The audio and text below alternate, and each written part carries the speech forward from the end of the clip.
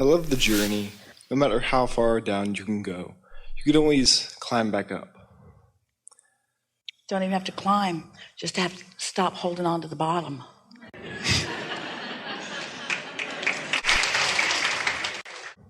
I love how... You love how good it feels to remember. Absolutely. To remember who you are and how it all works. And that's that resonance you keep feeling. Like, I knew this, I knew that, I knew that. It's funny how you can go from being little and being directly, almost having no resistance, and when you did, it was so short. Because you were always looking for the next best thing. More, more, more, the mantra of the universe. Right. And it's funny how, as we continue to get pinched off by parents and ourselves, really, my question is at what point does your beliefs match what you know? And what point does maybe you stop believing so many things and just know? And well, here's how it goes, and you're going to like this and not like this and then like it. So brace yourself. It goes like this, essentially. So you sift, know what you don't want, know what you do want. It's just the balance and the contrast of life that you so eagerly focused yourself into. So you launch this rocket of desire, let's say this rocket of desire, which came out of life, and it wasn't even a strong conscious rocket, but it was a point of clarification just the same.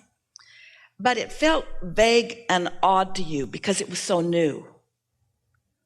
Life presented it. But your habit is over here with facing the reality. And so this is new and unfamiliar. But now that it's happened, especially if it keeps happening, which it will, after a little while, it gets your attention and you look over there. And if you're wise, and you are, and you care about feeling good, you have to find a way of resonating with this new becoming that has happened. So this new idea, which felt weird and odd, you focus on it and you talk about it, and you talk more about it than its absence, and then it starts to feel familiar. In fact, it starts to feel so familiar that it feels natural. And then you start not just hoping for it, but you believe it, and now you're standing in the place of it. So now, whatever that was, now you're living it. But along with that, and this is the part you don't like, most humans, along with that, you got what you wanted, but you also got a whole new vantage point, a whole new set of contrasting experiences, which eventually, usually very quickly, causes you to launch another unfamiliar rocket of desire, which feels weird to you.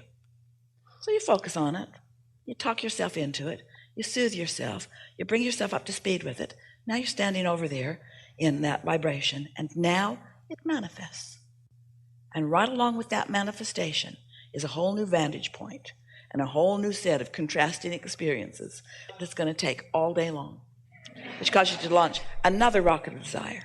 And so what continues to happen is your point of view keeps affording you more contrast, which is so wonderful because it gives you more ability to create.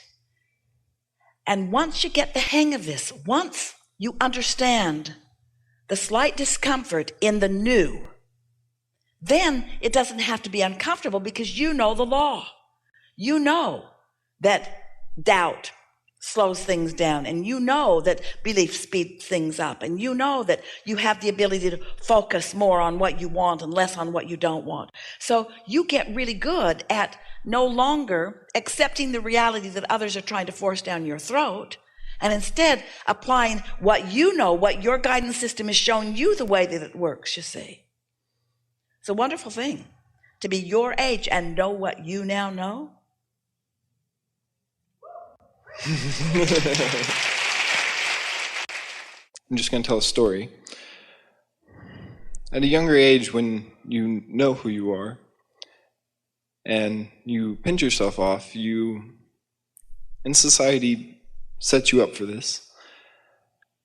It's funny how if you don't go back you keep pinching yourself off, and you always say, why, when it's always the emotion that you talk about, that you look for. And I tried many different things or continue to do many different things that make it easier just to feel good. And I would like some explanation, or maybe if you were in my physical shoes, some of the things that maybe when you were in the body, maybe eating well, exercising, some of the things that you can do just to feel really good about yourself and not necessarily have to think about all the details of what you want. Because like you say, the vortex already has everything in there for you. Here's the rule of thumb that we would apply if we were standing in your physical shoes, and that is, when we're feeling good, we would talk in greater detail about whatever it is we're feeling good about.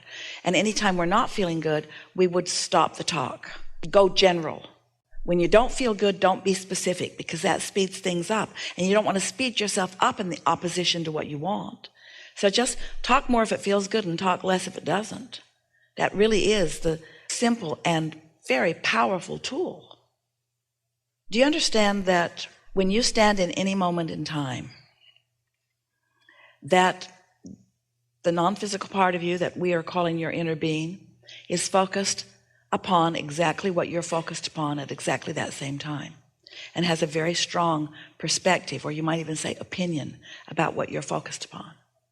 So if when you focus on it, it feels really good to you, that means you're so in sync with your inner being that your thriving is heightened. But if you feel negative emotion, that means the very thoughts you're thinking are in absolute opposition to what your inner being knows.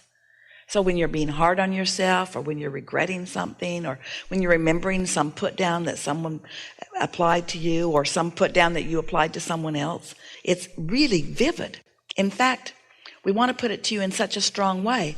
If your inner being didn't have such love and respect and understanding of your value, you could never feel the negative emotion that you feel. Because the negative emotion that you feel is relational to the way your inner being feels. So doesn't that make sense? When you're mad at yourself or down on yourself, that's proof of how your inner being feels. The more you hate something, the more proof there is of the love that is there that you're denying in that moment. Once you get that in your consciousness, then that sense of worthiness and that sense of right place, right time comes forward.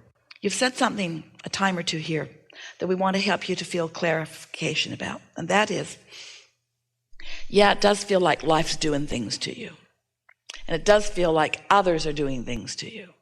It feels like people in power or people in control can affect your experience, because if they weren't doing that, you wouldn't be feeling this. But there is no assertion in this attraction-based universe. So the hard and sometimes suck it up, buttercup, uncomfortable truth of it is, you're doing it all to yourself. And as our friend before acknowledged, very often your inner being called you into things to give you clarification. You would not have a vortex like you have at this early age if it were not for the life experience that you've lived. And every bit of that was intended as you made the decision to come into this physical experience. So many choices about so many things that are serving you so well, you see. And so here you are, thinking very clearly, understanding the process, and on your way to deliberate creation. There is no sweeter living of life than to have launched a rocket, maybe even unconsciously, somehow come into awareness that there's something that you want that you're not a vibrational match to, because your negative emotion is letting you know it. And then focus yourself into positive emotion about it, and then watch the universe yield it to you. That conscious realization or association between the thoughts that you have deliberately been thinking and the manifestation that follows, there is no greater high or greater enthusiasm or greater zest or greater awareness of your purpose of life than that. Talk about enhancing your sense of worthiness, you see. No one else can pronounce you worthy, because nobody else can pinch you off from the abundance that you seek. It's only you that can pinch yourself off. So it's only you that can open up to it. So you have to prove isn't exactly the right word that we're wanting Esther to find, but you have to demonstrate to yourself what your vibrational acuity is, and then just practice it, and then watch others stand in astonishment as they see you say it and mean it and get it over and over and over again. Teach to the clarity of your example.